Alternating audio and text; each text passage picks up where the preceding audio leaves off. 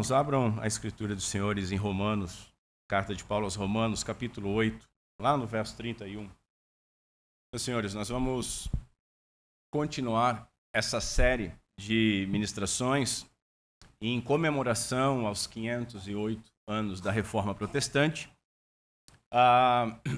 Como os irmãos têm visto, nós estamos focando não no período exato da Reforma, mas no período da controvérsia remonstrante, que ocorreu cerca de um século após a Reforma, na Holanda, de onde os discípulos do Jacob Armínio, um professor e teólogo, elaboraram um credo de 5 pontos, tentando reformar a reforma da igreja.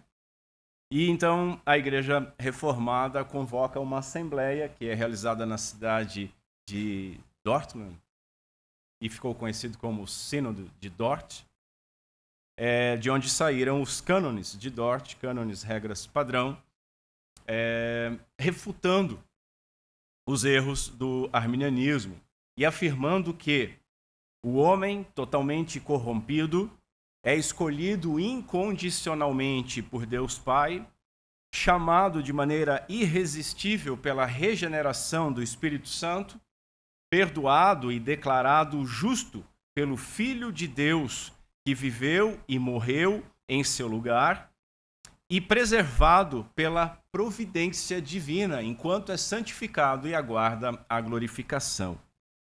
Estes pontos de resposta são chamados de 5 pontos do calvinismo, e eu tenho dito para os irmãos que essa é uma nomenclatura muito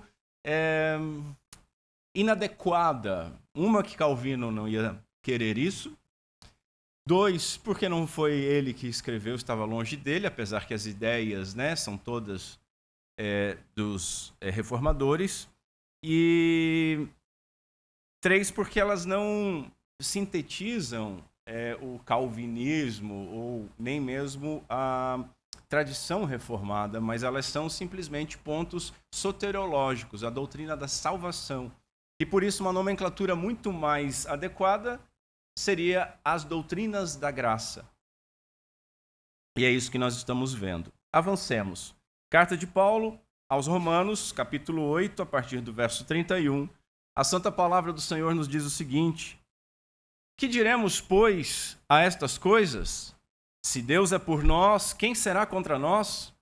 Aquele que nem mesmo a seu próprio filho poupou, antes o entregou por todos nós, como não nos dará também com ele todas as coisas?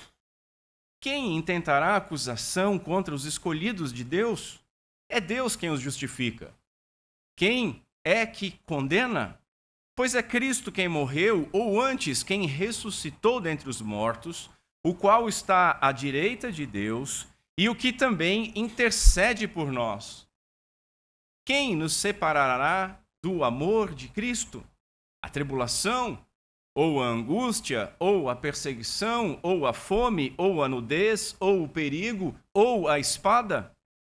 Como está escrito: por amor de ti somos entregues à morte todo dia. Somos reputados como ovelhas para o matadouro. Mas, em todas estas coisas, somos mais que vencedores por aquele que nos amou.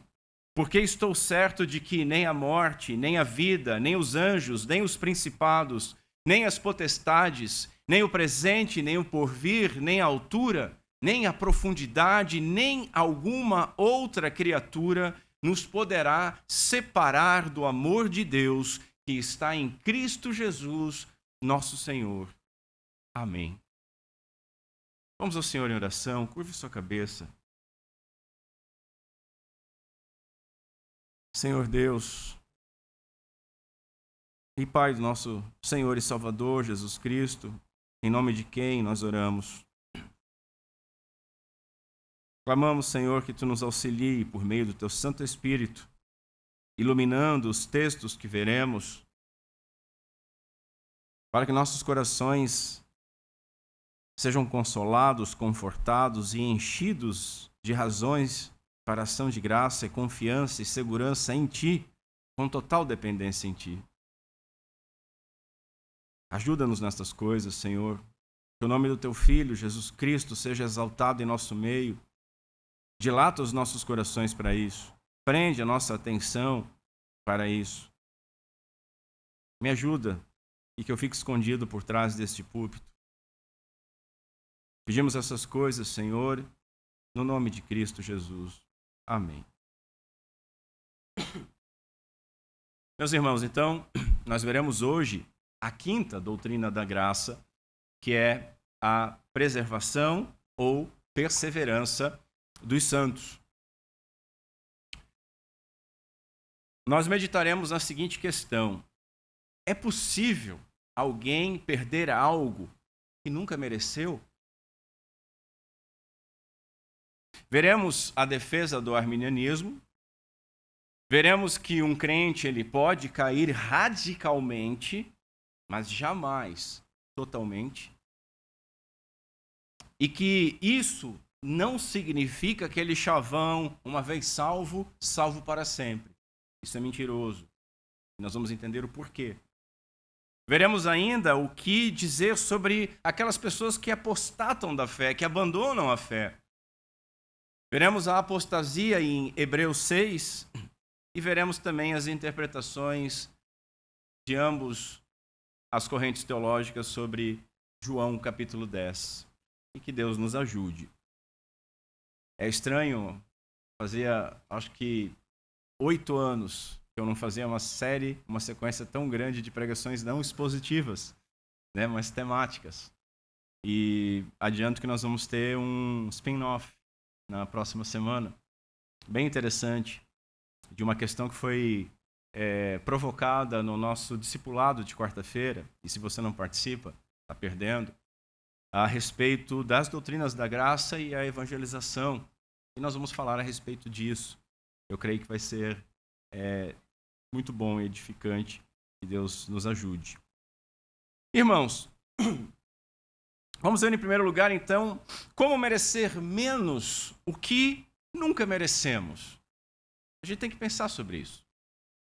Alguém aqui hoje acha que mereceu a salvação, que foi salvo por algum mérito, você merecia ser salvo? Alguém aqui acha? Não levante a mão para não se constranger, mas se alguém acha, me procura no final do culto. Nós vamos conversar e vamos ver se há chance de salvação ainda para você. Nós vamos orar ao Senhor. Nós fomos salvos imerecidamente, completamente sem mérito. Merecemos, ao contrário, a condenação. Então me responda o seguinte: como que alguém é salvo imerecidamente, ele não merece ser salvo, pode perder aquilo que jamais mereceu receber? É dado por graça para quem não merece, mas, olha, cuidado, porque você pode perder, deixar de merecer. É estranho. Que certeza nós podemos ter, meus irmãos, que nós continuaremos sendo cristãos, que acordaremos amanhã ainda como cristãos? Que certeza nós podemos ter? Nós podemos ter, porque quem nos salvou foi Deus. A salvação pertence ao Senhor. A salvação vem do Senhor, conforme Jonas 2. Quem nos preserva, então, é Ele. Temos que entender o seguinte: o que é o Evangelho? O Evangelho está totalmente fora de nós. O Evangelho é a proclamação dos atos salvíficos de Deus. A proclamação dos atos salvíficos de Deus. O Evangelho não é apenas uma mensagem com um convite. Sim, meus irmãos, ele convida, mas ele convida a todos com o seu chamado externo, o seu chamado exterior. Muitos são chamados, mas ele convida nominalmente aqueles poucos escolhidos, aqueles que têm ouvidos para ouvir a voz do bom pastor, porque foram regenerados pelo Espírito Santo de Deus. Então o Evangelho é mais uma comunicação de algo que foi feito para os filhos de Deus. Ora, se estávamos perdidos, e estávamos, e Deus nos escolheu sem merecermos. Se Cristo, Ele morreu por nós, Ele pagou a nossa dívida sem merecermos. Se somos chamados à fé, ao arrependimento, ambos concedidos por graça, sem merecimento. Se nós somos declarados justos pelo mérito do Filho de Deus, do Cordeiro de Deus, de Jesus Cristo, aplicado a nós, sem merecermos. Então, meus irmãos, nada mais lógico do que Ele nos preservar, porque Ele fez tudo. A boa nova do Evangelho é o que foi feito por nós. Não é o que nós devemos fazer, precisamos fazer. Ele nos preserva. Nós fomos escolhidos por Ele, chamados por Ele, regenerados por Ele, justificados por Ele e também preservados por Ele. Porque Ele disse: de maneira alguma te deixarei, nunca, jamais te abandonarei. Esse texto que está em Hebreus 13, ele aparece em outros 3 locais da Escritura. É de se considerar um texto que é repetido tantas vezes. De maneira alguma te deixarei, nunca, jamais te abandonarei. Consolo, irmão. Que consolo. Veja, não está em nós não abandonarmos. Ele está dizendo, nunca, jamais. Nunca, jamais, eu acho que é uma boa medida de tempo, não é? Nunca, jamais. É quase um subir para cima, um pleonasmo. Nunca, jamais. Nós temos poucas palavras de Deus registradas. O Criador de todo o universo, você olha a Bíblia, temos poucas palavras de Deus registradas.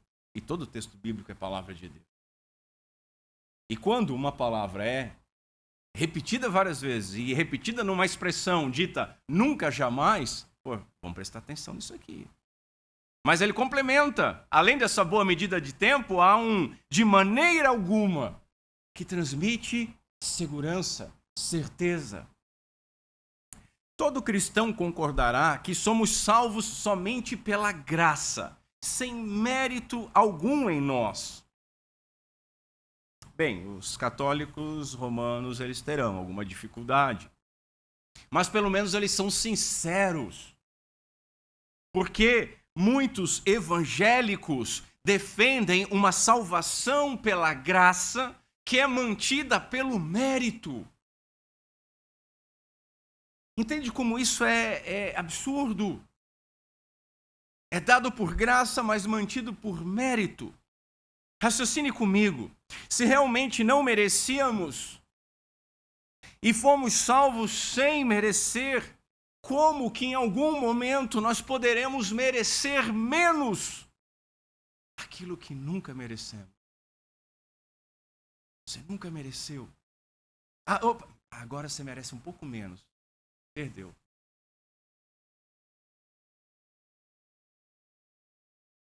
Compreende a dificuldade?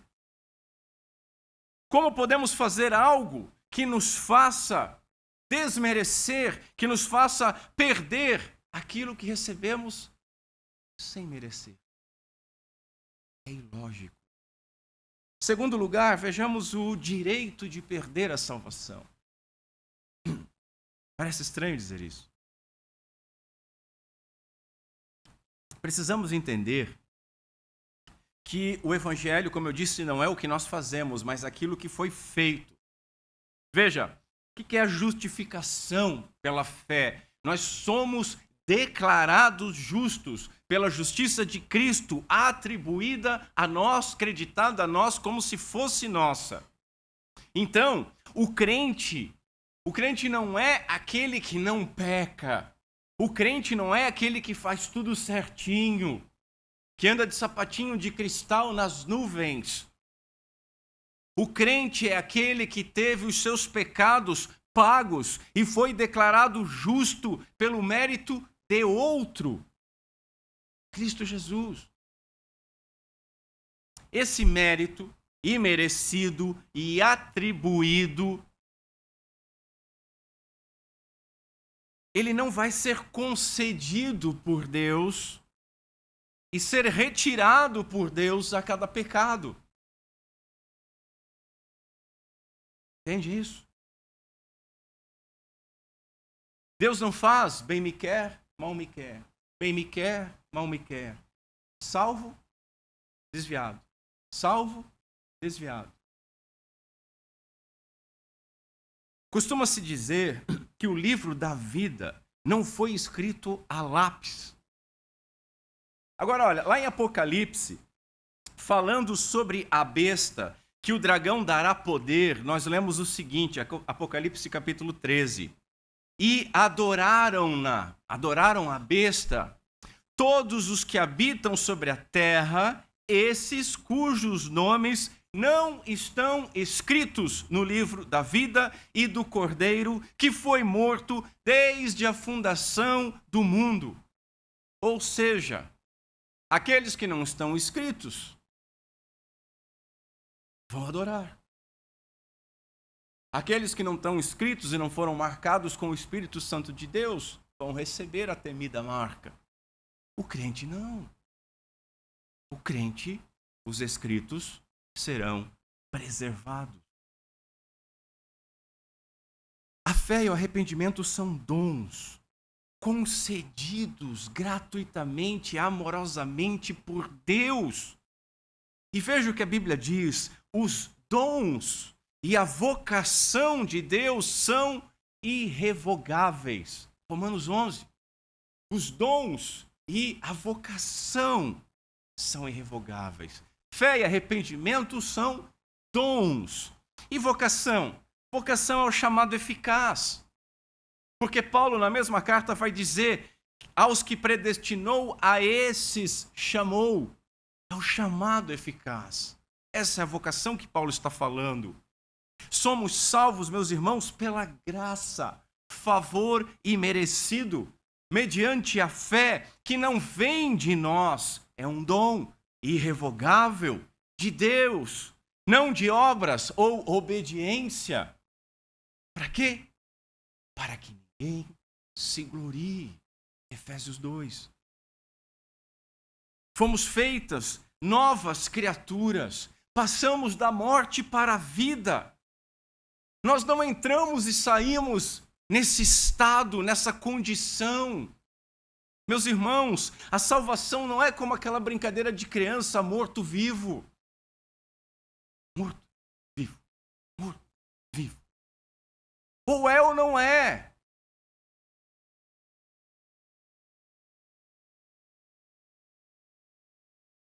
O que parece estranho num primeiro momento é que as pessoas não suportam isso e defendem ardentemente o direito de poder ir para o inferno, o direito de perder a salvação, o direito de perder essa graça, esse dom, essa vocação que são irrevogáveis.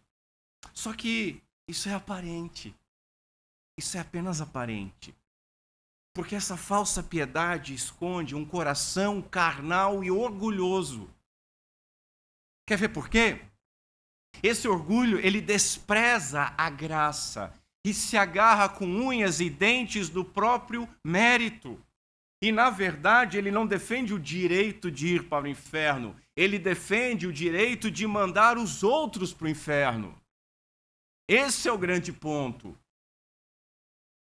Porque ninguém diz assim: eu pequei, eu mereço ir para o inferno. Se eu fizer isso, eu tenho que ir para o inferno. Se me arrepender, eu mereço ir para o inferno. Não, ninguém diz isso. O que as pessoas dizem é o seguinte: eu tenho sido diferente daquele sujeito. Se ele continuar assim, merece ir para o inferno. É isso que as pessoas dizem. Esse é o tipo de pessoa descrita por Jesus. Jesus diz o seguinte: 2 homens subiram ao templo para orar, um fariseu e o outro publicano. O fariseu, estando de pé, orava consigo desta maneira: ó Deus, graças te dou, porque eu não sou como os demais homens. Você nunca ouviu, ou talvez tenha falado algo semelhante? Olha para os pecadores como porcos no chiqueiro, e ao invés de ter misericórdia, não diz nem ao menos, Senhor, por tua graça tu não permitiu isso. Não, diz, eu não sou assim como estes ímpios, estes impuros. Não. Graças te dou, porque não sou como os demais homens, roubadores, injustos e adúlteros, nem ainda como este publicano. Ele ainda aponta, esse vai para o inferno, esse merece ir para o inferno. E o que Jesus diz? Que o fanfarrão santo, o santarrão de Paoco, não desceu justificado, mas aquele publicano sim. Esse tipo de pessoa é alguém que não leu, ou se leu, não entendeu 1 João capítulo 1, que diz, se dissermos que não temos pecado nenhum, a nós mesmos nos enganamos e fazemos de Deus mentiroso e a sua palavra não está em nós. Irmãos, todos nós temos pecado. Então, deixa eu fazer um parênteses aqui, isso é perigoso. A gente já está falando do seguinte: qual é a quantidade mínima, ou máxima, melhor, de pecados que eu posso ter sem perder a salvação? Sabe aquela história de fazer da lei uma cerca, que você vai e empurra contra a barriga, assim, ao invés de você se afastar, porque lá está o perigo de morte? Não. Até onde que eu posso ir sem pecar? Pastor, no meu negócio assim, se eu fizer assim, isso é pecado? No meu relacionamento, eu estou vendo uma menina e coisa assim, se eu fizer isso é pecado? Se eu fizer aquele outro é pecado? Se você está com essa dúvida, a consciência está te acusando.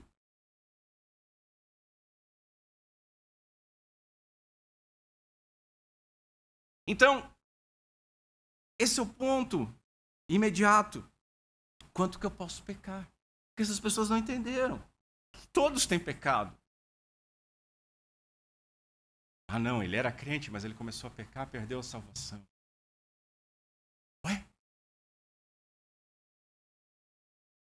É alguém que precisa meditar sobre aquilo que Jesus disse no capítulo 8 de João. Aquele que de entre vós estiver sem pecado, que seja o primeiro a atirar a pedra. Em quem? Numa prostituta.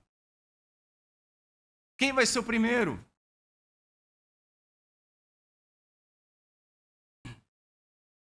As pessoas têm que entender isso.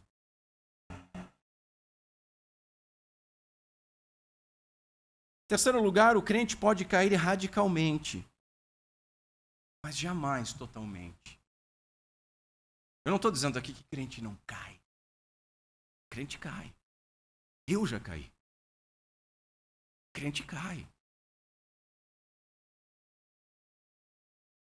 O que é a apostasia? Apostasia é o abandono consciente e deliberado da fé. O apóstata, que se afasta da fé. Armínio afirmava que um cristão autêntico, um cristão genuíno, ele pode apostatar. Só que há duas vertentes no arminianismo. Aqueles que defendem que um verdadeiro cristão não pode perder a sua salvação, e a mais comum de todas, que, sim, um crente verdadeiro pode perder a salvação. Esse pequeno grupo que diz que não pode, é dali que você vai ver naqueles filmes, principalmente norte-americanos, que foram colonizados por cristãos, aquelas pessoas de vida totalmente torta, que vão na igreja uma ou outra vez por semana, que diz, uma vez salvo, salvo para sempre.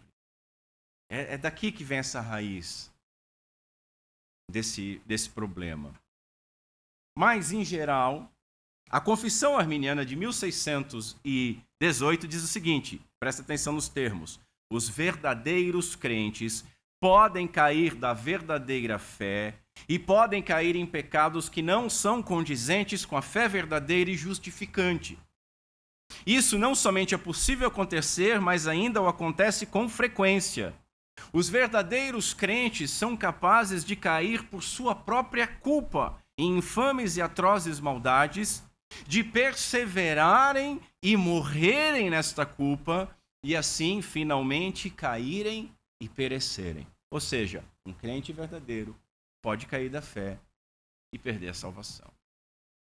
Pastor, por que falar tanto contra o arminianismo? Porque esses erros, meus irmãos, eles são sérios. Muitos deles são heréticos. E porque, além de muito comuns esses erros, mais comuns, infelizmente ainda, são as variações destes erros, as deturpações destes erros e destes problemas, e as consequências disso na doutrina, na fé e na prática de grande parcela da cristandade. Onde nós encontramos pessoas completamente desprovidas de uma ideia bíblica sobre a salvação. Por isso que nós temos que falar. A Bíblia nos ensina o seguinte, que o crente ele pode cair radicalmente, seriamente, mas jamais totalmente e finalmente. E esses termos aqui eu tomo emprestado do R.C. Sproul. Pode cair radicalmente, seriamente, mas jamais totalmente e finalmente.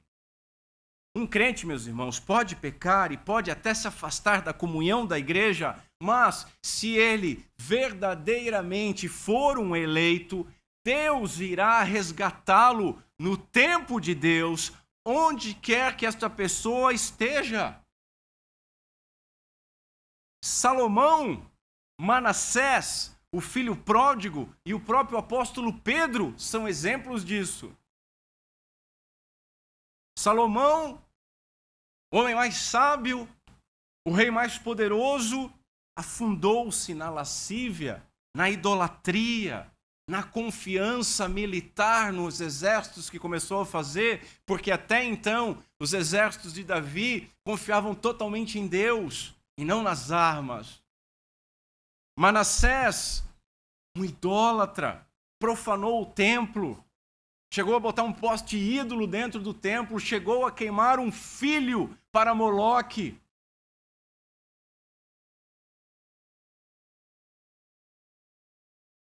O filho pródigo, ele só desejou o pai morto. O filho pródigo é um exemplo consistente da nossa vida, querendo que Deus não exista. Ele desejou o pai morto, afundou-se também em lascívia, gastou toda a sua herança com prostitutas e foi parar num chiqueiro. E Pedro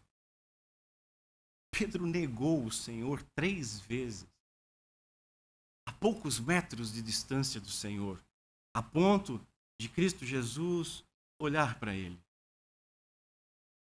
Ele olhar para Cristo. O cerne do erro arminiano é que ele transforma a perseverança numa espécie de mérito, desprezando a graça. A graça vem até receber, a partir dali é cada um por si. E nem Deus por todos, é cada um por si. Se segura aí na tua salvação, porque se piscar, fica. Que isso? Isso não é boa nova. Veja, a eleição na visão arminiana ela já é condicional, né? Deus olha do futuro e vê que você vai ter fé, por isso elege. Já é um contrassenso. E ainda que afirme que a salvação seja concedida por graça, presta atenção nisso, isso é muito sério, irmãos. Ela não é mantida por graça, ela é mantida pelas obras.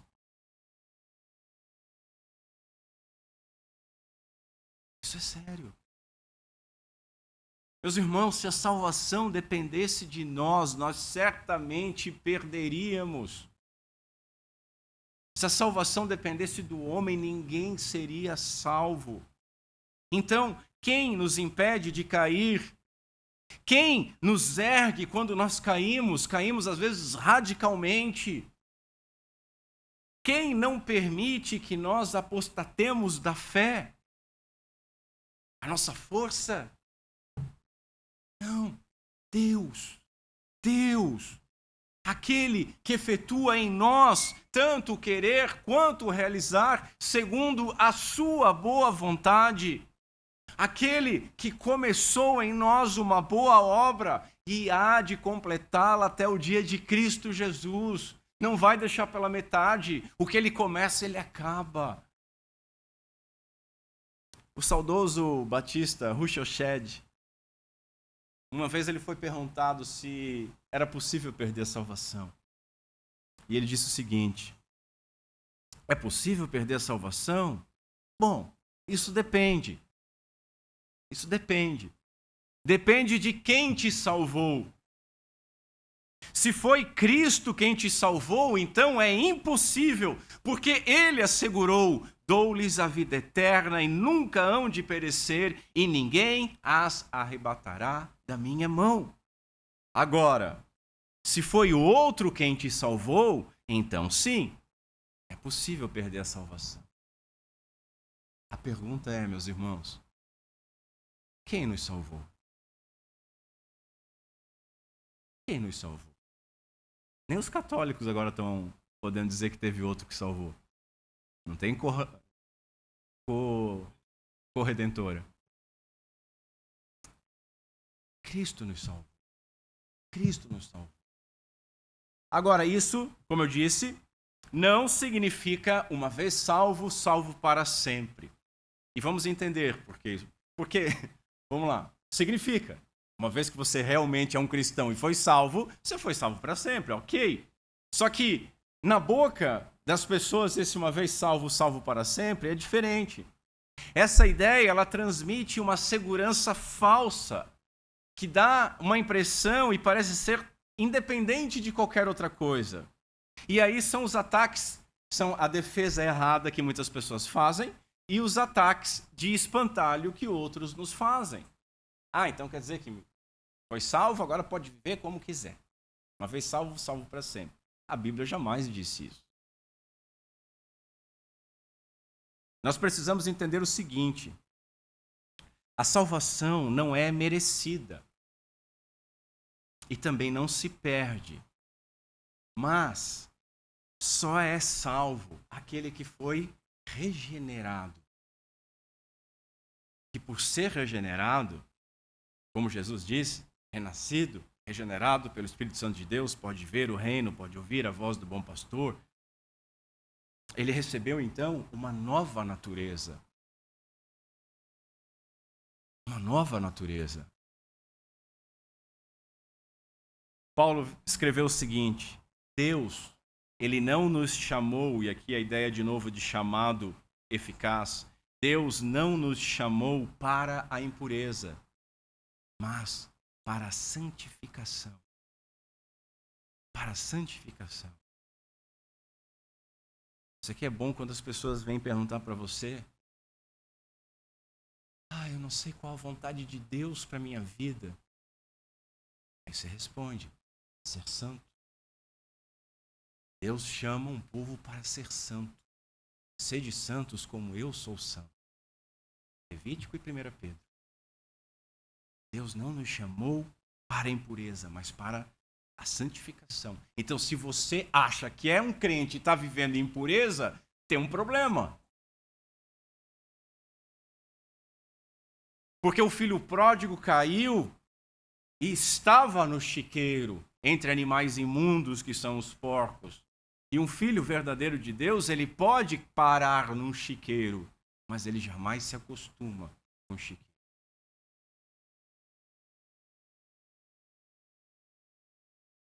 Paulo diz em outro lugar: fomos eleitos para sermos santos e irrepreensíveis em sua presença. A doutrina da eleição faz com que as pessoas vivam de qualquer maneira? Porque não lê a Bíblia. Porque a Bíblia diz, fomos eleitos para sermos santos e irrepreensíveis em sua presença. Irmãos, somos justificados pela fé e testemunhamos essa fé salvífica por meio das obras, como Paulo e Tiago ensinaram separadamente. Só aquele que crê obedece.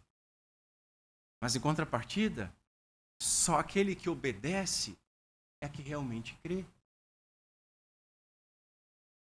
Assim, qualquer ideia de não perder a salvação que não envolva santidade e obediência, ela é tão incorreta quanto a ideia de que a santidade e a obediência sustentam a salvação.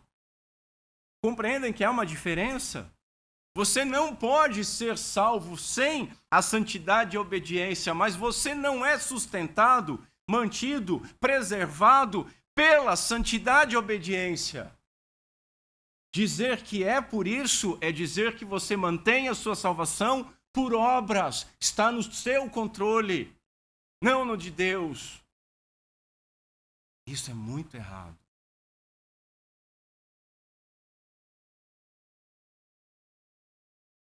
Estava pensando, perigo de outro parênteses, estava pensando sobre a lei e sobre a salvação.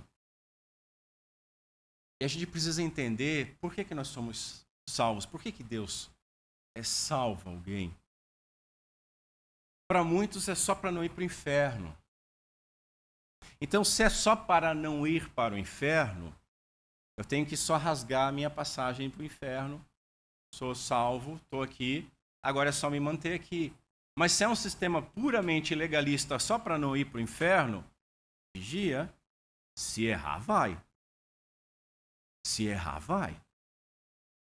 Agora, nós fomos chamados para a salvação porque Deus elegeu um povo para se relacionar. Então nós somos salvos não para não ir para o inferno, mas nós somos salvos para sermos adotados por Deus em Cristo Jesus, e Ele vai atrás dos seus filhos aonde quer que eles estejam. Nós fomos separados para sermos noivas do Cordeiro, e Ele vai atrás da sua esposa aonde quer que ela esteja. Nós fomos unidos como uma célula num corpo místico de Cristo que é chamado de igreja, e Ele vai proteger o seu corpo aonde quer que ele esteja machucado. Entende isso? Você tem que entender essas coisas. Não há como você imaginar a perda da salvação diante disso. Mas continuamos aqui. Esquece esse. Não esquece. Deixa num outro compartimento. Aqueles que são salvos, meus irmãos, eles têm uma característica. Eles perseveram. Eles perseveram. Agora, quem persevera? Os salvos.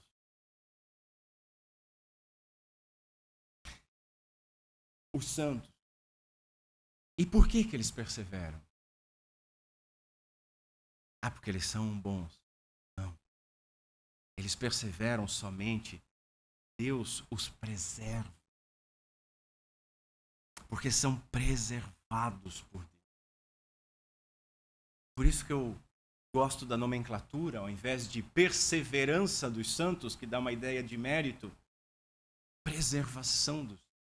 Nós somos preservados. Temos que perseverar, mas só perseveramos porque somos preservados. É aquela história de você com o seu filho pequeno, indo atravessar uma rua, indo atravessar um vale de sombra da morte. O filho está segurando na sua mão. Ele acha que está segurando e está muito firme porque ele está segurando na sua mão. E você deixa ele pensar que ele está peitinho estufado, segurando na sua mão, e ali está a força dele. Mas é a sua mão que está segurando ele, está conduzindo ele. Ele persevera em atravessar a rua direitinho? Porque você está preservando ele. Salmo 116 diz o seguinte: o Senhor, ele vela pelos simples. Quando eu estava prostrado, o que Deus fez? Ele me salvou. Continua: ó minha alma, volte ao seu sossego, pois o Senhor tem sido bom para você. Pois o Senhor livrou da morte a minha alma, das lágrimas os meus olhos e da queda os meus pés. É o Senhor que preserva. O puritano Matthew Henry diz o seguinte: o que Deus exige de nós, Ele mesmo opera em nós. Porque caso contrário, nada seria feito. É Deus que opera em nós. Não estamos sozinhos. Não dependemos da nossa força, da nossa perseverança, mas perseveraremos dependendo da sua preservação. Somos, como Pedro vai dizer na sua primeira carta, somos guardados pelo poder de Deus, mediante a fé para a salvação. Judas vai dizer que Cristo é poderoso para nos guardar de tropeços e para nos apresentar na glorificação a Deus. Verso 24 de Judas. Cristo é poderoso para nos guardar dos tropeços. Ora, Hebreus vai dizer o seguinte: o Deus de paz, que pelo sangue da aliança eterna tornou a trazer dos mortos a nosso Senhor Jesus, grande pastor das ovelhas, ele vos aperfeiçoe em toda boa obra para fazerdes a sua vontade, operando em vós o que perante ele é agradável, por Cristo Jesus, a qual seja a glória para todos sempre. Amém. Paulo vai dizer o seguinte: o mesmo Deus de paz vos santifique em tudo, o vosso espírito, alma e corpo sejam confirmados íntegros e irrepreensíveis na vinda do nosso Senhor Jesus Cristo. Presta atenção, fiel é de fidelidade, fiel é o que vos chama, o qual também o fará. O qual também o fará. Quem segura quem? Mas, pastor, e aqueles que apostataram? E nós conhecemos pessoas que saem. O próprio, falei de um Judas, tem um outro Judas que apostatou. Ninguém bota o nome do filho de Judas, né? Mateus, João, Pedro, Paulo, tem de monte, mas Judas não, mas tem o Judas do bem e o Judas do mal. Fica a dica. Mas e os que apostataram? Primeiro nós temos que compreender o seguinte: a igreja, ela é compreendida em duas formas. Igreja visível e igreja invisível. Os irmãos lembram disso? O que é a igreja visível, pastor? Igreja visível, aquela que está patente aos nossos olhos, é a comunidade daqueles que professam a fé em Cristo, juntamente com os seus filhos, por isso que as crianças ficam na nave da igreja, unidas pela pregação da palavra e a administração dos sacramentos. Nesta comunidade há crentes verdadeiros e falsos. É a igreja, como nós vemos. Mas nem tudo que reluz é ouro. Já a igreja invisível é o corpo espiritual e verdadeiro de todos os eleitos de Deus, de todas as épocas, conhecidos apenas por Deus, regenerados e unidos a Cristo pela fé.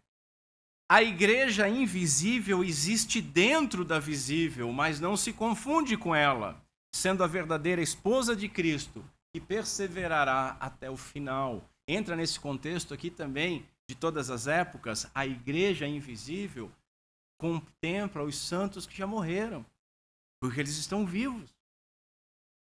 E contempla os eleitos que nem nasceram ainda. Essa é a igreja invisível. Então nós cremos que alguém pode sim pertencer à igreja visível, e presta atenção nisso, não só esquentando o banco. alguém pode pertencer à igreja visível, atuando, servindo, abençoando e sendo abençoado, até mesmo pregando o evangelho como ministro ou um missionário, mas sem pertencer de fato à igreja invisível. Isso é trágico, é triste, mas verdadeiro. João escreveu sobre esses que apostataram da fé. João escreveu o seguinte: estes, eles saíram do nosso meio, entretanto, eles não eram dos nossos, porque se tivessem sido dos nossos, teriam permanecido conosco. Todavia, eles se foram para que ficasse manifesto que nenhum deles era dos nossos. Que ficasse manifesto. Quem são aqueles que saíram? Aqueles que pertenciam somente à igreja visível, se aproximaram da igreja, fizeram profissão de fé, participavam do sacramento, auxiliavam, mas nunca se converteram. Porque nem todos os que são de Israel são israelitas, diz Paulo. Israel é uma figura da igreja. Nem todos que se dizem cristãos são cristãos. Nem todo membro da igreja visível, batizado, comungante, é membro da igreja invisível. Veja o que Pedro falou sobre Judas, o Judas do mal. Ele foi contado conosco e teve parte neste ministério.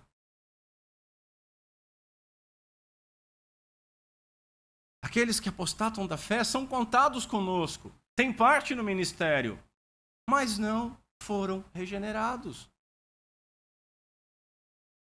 De quem João estava falando quando disse dos nossos?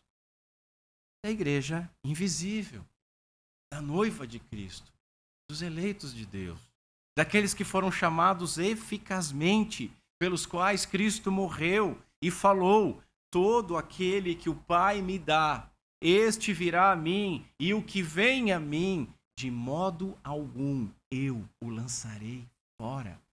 De modo algum eu o lançarei fora.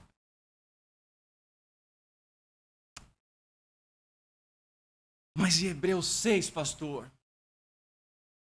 Vejamos então a apostasia de Hebreus 6. O texto diz a partir do verso 4 o seguinte: porque é impossível que os que já uma vez foram iluminados e provaram o dom celestial e se tornaram participantes do Espírito Santo e provaram a boa palavra de Deus e os poderes do século futuro e recaíram, sejam outra vez renovados para arrependimento, pois assim, quanto a eles, de novo crucificam o Filho de Deus e o expõem ao vitupério. Vamos reforçar a apostasia, o conceito. Apostasia é o abandono consciente e deliberado da fé. Uma rejeição voluntária de Cristo e das suas verdades após tê-las conhecido externamente, exteriormente. Nós afirmamos que um crente verdadeiro não pode apostatar. Assim, nós entendemos que Hebreus 6 não está falando de um verdadeiro cristão, mas está falando de alguém que provou que não era dos nossos. Agora, deixe-me ler uma interpretação arminiana desse texto. É bem bonitinha. Errada, mas bonitinha. Diz assim: esses versículos certamente tratam de um cristão. Pois o texto nos diz que tal pessoa, em primeiro lugar, foi iluminada, depois provou o dom celestial, depois se fez participante do Espírito Santo, em quarto, provou a boa palavra de Deus e as virtudes do século futuro. Os defensores da impossibilidade de apostasia, chegam ao cúmulo de dizer que essas qualidades não podem ser consideradas as qualidades de um verdadeiro cristão. Mas, se tais qualidades não podem ser características de um cristão, como é que poderíamos definir um cristão de uma maneira mais completa que esta? Vê que ele joga para a torcida, né? De que maneira nós poderíamos definir um cristão de forma, de maneira mais completa que essa? Aqui o irmão já pode fazer um pensamento aleatório e dizer assim: é por isso que tem tanta gente dentro da igreja sendo chamada de cristã, as igrejas estão tão inchadas, mas não crescendo, a teologia é tão rasa, e a gente vê tanta barbaridade dentro das igrejas e muitas pessoas se afastando das igrejas ainda iludidas, dizendo, eu conheci o evangelho, mas me perdi, eu sou desviado. Não, tu não é desviado, cara. Não é desviado. As pessoas que comeram o pão que Cristo multiplicou, as pessoas que viram, participaram dos dons celestiais futuros, de curas, as pessoas que ouviram o próprio Filho de Deus pregando, talvez até botaram um raminho no domingo de Ramos, são as pessoas que logo depois estavam dizendo, crucifica-o. Elas não podem dizer, eu me desviei. Mas vamos responder aqui o moço. O moço diz, de que maneira mais completa que esta poderia ser definida um cristão? Bom, nós poderíamos definir assim, eleitos, regenerados, chamados, justificados, santificados e que perseveram na expectativa da glorificação. Essa é a definição bíblica. Hebreus 6 não está dando uma definição bíblica de um crente, mas sim de um participante de congresso. O puritano John Owen, ele observa que as pessoas descritas em Hebreus 6, elas não são tratadas como tendo fé salvadora real, porque, exatamente isso que eu apontei, porque não são descritas como justificadas, regeneradas ou filhos de Deus por adoção, que é o que para ele distingue os verdadeiros crentes daqueles que estão sendo advertidos em Hebreus 6. Ele sustentava que esse texto não se refere a verdadeiros crentes, mas a pessoas que experimentaram privilégios. É isso que a gente fala das nossas crianças. Há um peso sobre elas, elas experimentam privilégios. Eles ouviram o evangelho, participaram exteriormente do sacramento, experimentaram a comunhão e a moral cristã, porém não creram de fato no Salvador. Calvino também entendia que tais pessoas não eram regeneradas, chamando atenção para os versos seguintes, que distinguem os que continuavam na fé daqueles que recaíam. E o que o texto diz? Porque Deus não é injusto para se esquecer da vossa obra e do trabalho, do amor que para com o seu nome mostrastes enquanto servistes aos santos e ainda servis. Mas desejamos que cada um de vós mostre o mesmo cuidado para a completa certeza da esperança até o fim, para que vos não façais negligentes, mas sejais imitadores dos que pela fé e paciência herdam as promessas. Agora veja, para Calvino, isso aqui é um ponto muito sério que eu sempre chamo a atenção.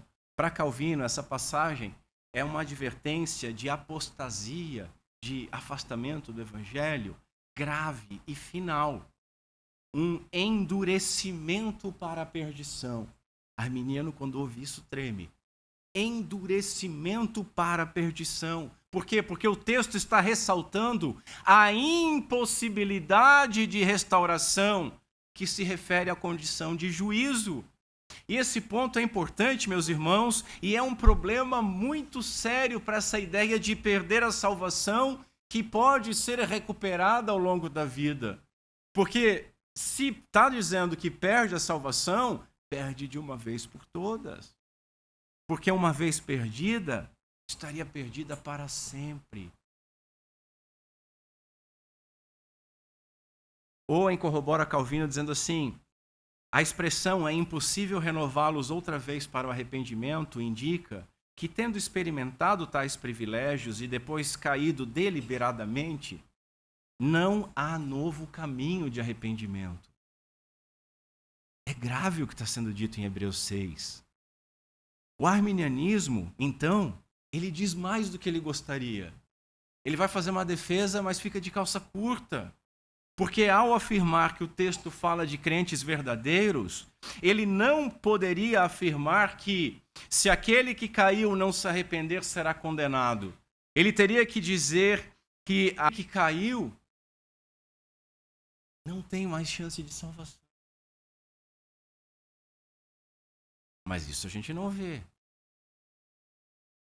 Porque o texto é claro, porque é impossível que os que uma vez já foram iluminados e recaíram, sejam outra vez renovados para o arrependimento. Está falando que acabou para eles. Eu gostaria de ver um arminiano aplicando isso. Você pecou, você se afastou, você é tipo um filho pródigo, você está perdido. É impossível restaurá-lo. Vá viver a tua vida, só espera a morte. Eles nunca falarão tal coisa. Meus irmãos, há somente um pecado imperdoável, que é contra o Espírito Santo. E esse pecado é um pecado que o crente verdadeiro jamais poderá cometer, justamente porque é imperdoável. Mas que o descrente, ainda que tenha vivido sobre profundas impressões religiosas, ele acabará cometendo, se afastando e rejeitando da obra do Espírito de uma forma deliberada, voluntária e final, e resistindo de modo definitivo à graça. O crente não cai nesse pecado. Esse é o ponto de atribuir conscientemente ao maligno aquilo que é claramente de Deus. E as pessoas às vezes ficam com medo e ficam acusando, né? Você vê alguém fazendo uma patetice, algo vergonhoso, aí você diz, isso é uma vergonha para o evangelho. Ou, cuidado, você está blasfemando contra o Espírito Santo. Não. Se há blasfêmia contra o Espírito Santo é quem está fazendo esse comportamento vergonhoso e atribuindo a isso a uma obra do Espírito Santo. Esse pecado é você se afastar do evangelho, se afastar da possibilidade de arrependimento. Esse é o pecado contra o Espírito Santo. Essa é a apostasia de Hebreus 6.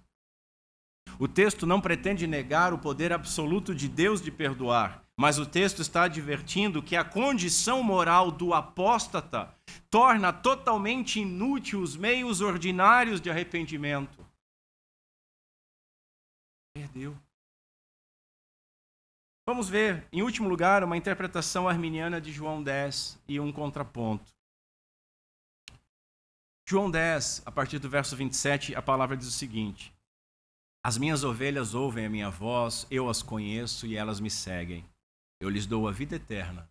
Jamais perecerão e ninguém as arrebatará da minha mão. Aquilo que o Pai me deu é maior do que tudo, e da mão do meu Pai ninguém pode arrebatar. Vamos dar uma olhadinha numa explicação. O texto parece bem claro, mas vamos dar uma olhada numa interpretação arminiana. Ele diz assim: muitos utilizam esse versículo como uma prova da impossibilidade de perda da salvação. Mas vamos analisar alguns pontos do versículo. Bora lá. Os argumentos utilizados são: vida eterna, nunca hão de perecer e ninguém pode arrebatá-las das minhas mãos. O menino é corajoso, porque ele vai no cerne. Vamos lá. Vida eterna, diz ele. A vida eterna só pode ser possuída no sentido potencial. Pois o cristão certamente não tem vida eterna, uma vez que a vida eterna do cristão só existe quando o cristão está em união com Cristo. Digno de nota é o fato que Adão e Eva, o primeiro casal da terra, possuíam o potencial. Vamos lá. A gente não vai ter tempo, irmãos, de ir a fundo nesse pensamento aqui, que isso aqui dava para fazer um livro, tá? Mas acompanha comigo. No arminianismo, a salvação ela já não é efetiva, né? Cristo morreu por todos, então a salvação é uma possibilidade. É uma possibilidade. Porque Cristo não morreu por ninguém específico. Agora, quando convertido e unido a Cristo, a vida eterna oferecida nessa tradição, ela é potencial. Entende isso, irmão? Essa é a vida eterna que o arminianismo oferece. Uma vida potencial. É uma vida eterna que é eterna enquanto dura.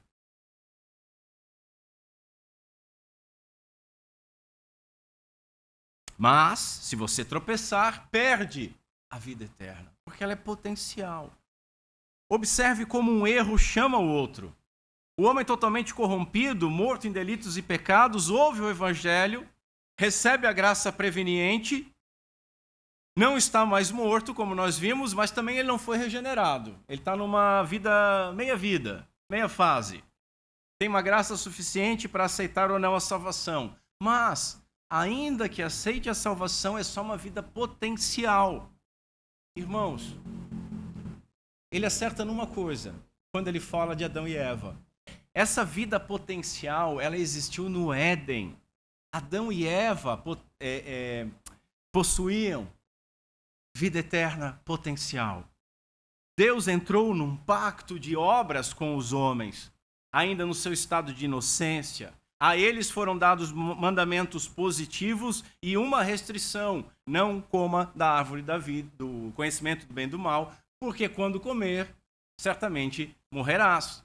Então veja, aqui está a potencialidade. Se ele não comesse, viveria. Se comesse, morreria. Ou seja, vida eterna potencial. Era uma prova que Deus estava fazendo.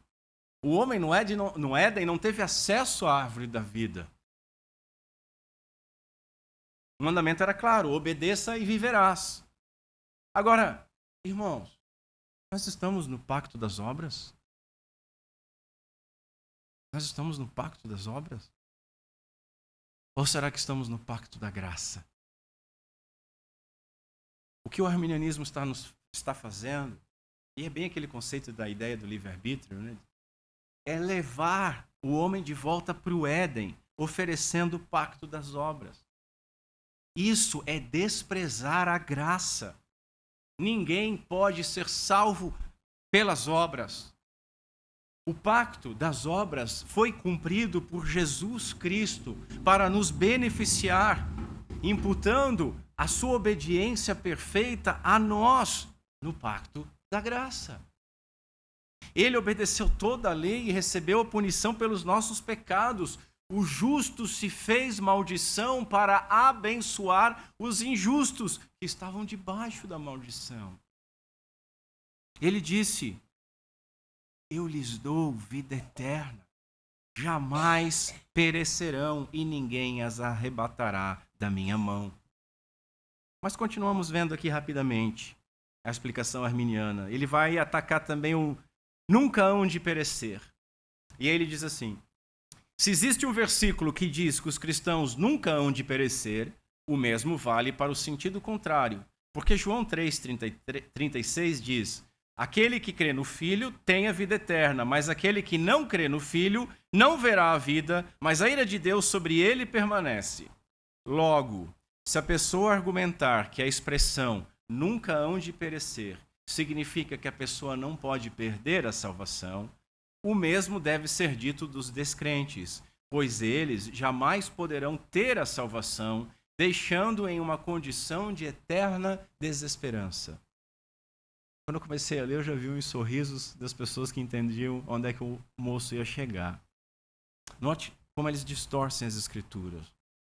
Porque foi exatamente isso que Jesus afirmou. Quem crer será salvo. Não perde essa salvação. Mas quem não crer não será. Já está condenado. Está assim, num estado eterno de desesperança. Não foi eleito, não vai ser regenerado, não ouvirá o chamado, não será justificado. Ah, mas o calvinismo prega um Deus sem amor. Não sou eu, não é Calvino, é o que a palavra de Deus está dizendo. Reclama com o patrão. Jesus não morreu por estes. Eles não podem sair desta condição, assim como aqueles por quem Jesus morreu jamais sairão da condição de salvos. Ah, mas isso é injusto. Paulo respondeu isso. E Paulo disse assim: mas quem é você, caro amigo, para discutir com Deus? Será que o objeto pode perguntar para aquele quem fez, por que me fizeste assim? Será que o oleiro não tem direito sobre a massa? Agora presta atenção nesse termo, para do mesmo barro, ou seja, não há diferença na estrutura entre o eleito e o não eleito. Ambos são o mesmo barro. Será que o oleiro não tem direito sobre a massa para do mesmo barro fazer um vaso para a honra e outro para a desonra? Que diremos se Deus, querendo mostrar a sua ira e dar a conhecer o seu poder, suportou com muita paciência os vasos de ira preparados para a destruição? Quer um texto que fala mais em desesperança do que esse? O último ponto que ele coloca é assim: ninguém pode arrebatá-las das minhas mãos. Esse argumento busca defender que ninguém pode ser retirado das mãos de Deus e que nem mesmo o próprio cristão pode fazer isso. A questão é que não foi o cristão que se colocou no corpo de Cristo, mas através da fé em Jesus Cristo, o Espírito Santo colocou o cristão no corpo de Cristo.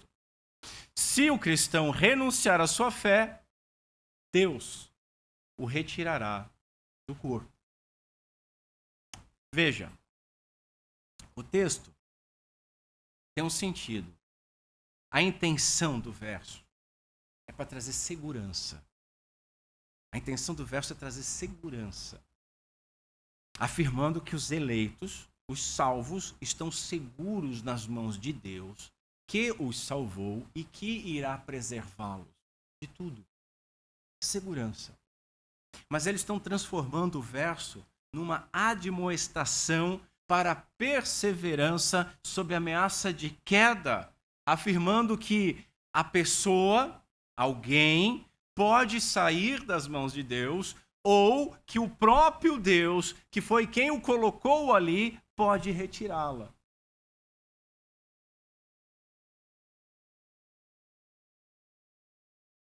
Jesus pega e diz: olha, vocês estão tão seguros que da mão do meu Pai ninguém pode tirá-las. Não, mas Deus pode tirar.